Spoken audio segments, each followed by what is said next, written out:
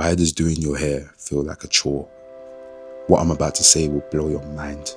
You don't hate your hair, you just hate feeling like you spend so much time on it to get minimal results. And I'll be so real, I get it, beauty is pain. But I looked at you and asked myself this one question. Why have we just accepted that our hair is supposed to feel like a chore? See, if your curly hair is a hassle, that is your choice. But how about I change that for you? Here's the secret to actually loving your hair. Stop slapping a new product onto your scalp just because TikTok showed you some new viral bullshit. It's not about extending the process, it's about trusting it. The problem is we've accepted doing our hair as being a chore.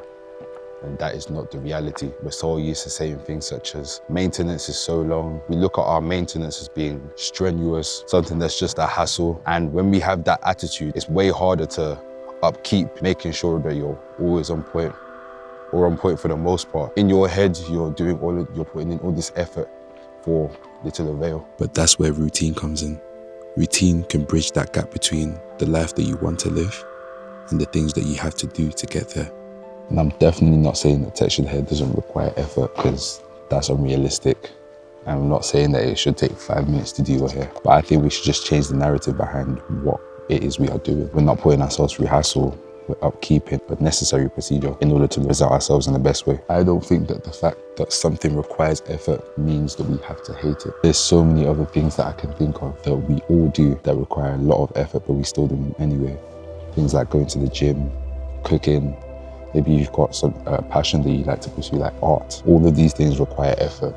So why do we still do them? It's because those things are an extension of who we are, and we enjoy those things. We either enjoy them or we enjoy the person we become when we are doing those things. And I believe keeping a healthy routine with your hair should be the same thing. We could spend a whole hour, 2 hours, 3 hours. Some of you are in the gym for 3 to 4 hours. So why can't doing our hair be something that we enjoy? I mention hair when I talk about routine, but this actually applies to life in general.